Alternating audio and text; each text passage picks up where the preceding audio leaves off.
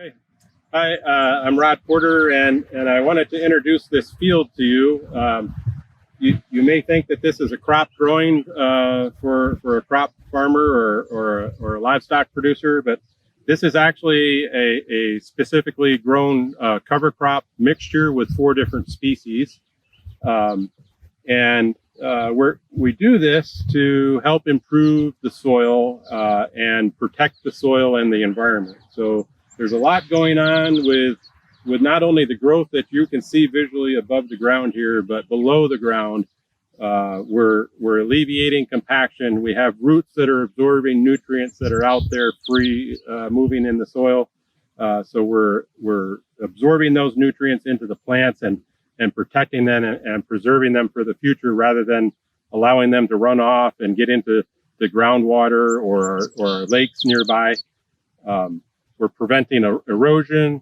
We're sequestering carbon. So we're taking that carbon, we're putting it in a stable form that will be available to help grow productive crops in the future. So, the barrier for some people in establishing cover crops is, it costs money. You don't plant this for free. And in some cases, producers don't have the right equipment to establish the cover crop. Especially a smaller producer, just may not have that equipment on hand. But there are multiple methods. There's the best method, and then there's alternative methods for establishing stuff. So there are different ways of getting the job done. Different species planted at different times of year, depending on what your window of opportunity is. But there's a whole world of activity going on, both above and below the ground here. And the whole goal is to create soil health, preserve soil quality, and help the overall environment. And in the long run, will make the producer more profitable in the future. Cover crops. In this situation that we're looking at right here, we're on a vegetable produce farm.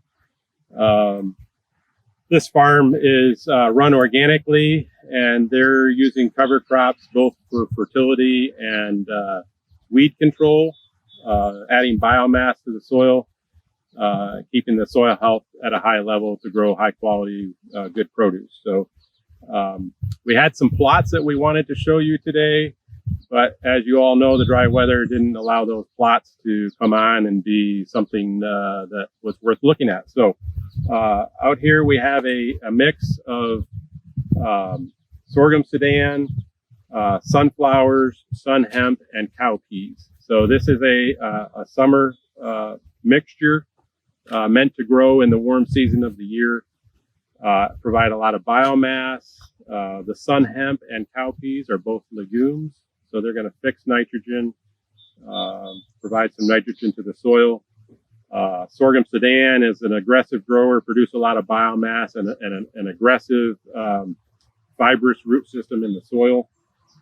And sunflowers are a taprooted type crop, so that actually gets a little bit further into the soil profile, helps break up some compaction, and is aesthetically pleasing later on when it gets bigger and goes into bloom. So I'm going to go in here and just dig up a shovel full or two, and we'll see what it looks like and look at the roots.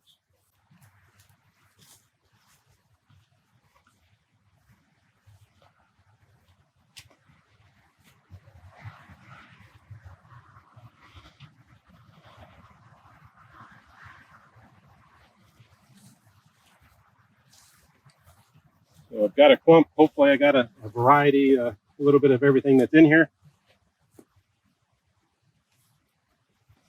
Try to break it up a little bit. We were lucky. We actually got a pretty good rain last night, so we've got some moisture and we can easily knock the dirt off of these roots. So here's a nice sunflower plant. You can see we're getting taproot development. Fair amount of fibrous roots right at close to the surface, but then this taproot will grow fairly aggressively down through the soil profile. So that's the sunflower.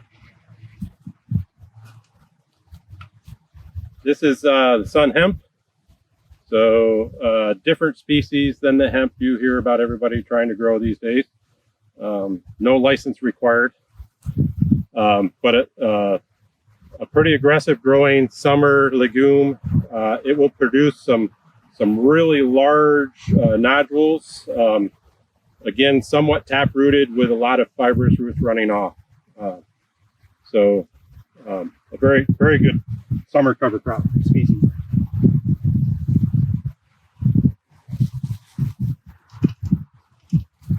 Again, I've got a sunflower plant in here that I'm going to try to get out. So fairly fibrous at the surface, taproot coming out. And then the sorghum Sudan, vigorous, fibrous. You can see a lot of small roots coming off of that root ball. This, in some cases, some people might choose to keep this cover crop going, actually take a mow it down and let it regrow, produce even more biomass and roots. So that's the sorghum Sudan. And here's our cowpea. So first of all, when people hear the word pea, they think of a pea plant. So cowpea is like black-eyed cowpea. It's actually a bean plant. You can see it has a bean leaf, not pea-looking leaves. Another legume will make nodules, fix nitrogen, good summer-loving crop. One advantage of these species here compared to some other species, the only thing that will produce any seed in this mix would be the sunflower. And if it's left to grow, the birds will eat most of that. So sunflower is not really a problem for a volunteer crop coming in the future. These cowpeas are a very late season crop, so they won't produce seed here in the Northeast. Sorghum Sudan and sun hemp will not either. So some things like buckwheat could be an issue producing seed and being volunteer in the future if not controlled. So again, that's a cowpea. This crop, if left, would be killed by frost. So control is not necessarily needed. It will winter kill, provide a tremendous amount of biomass, weed suppression, and really improve soil health for future crops next year or even later this fall. It's pretty easy to establish. It needs to get in the soil half an inch to an inch. So just broadcasting on the surface does not work, but if it's broadcast and then lightly dissed in or worked in somehow, works fine.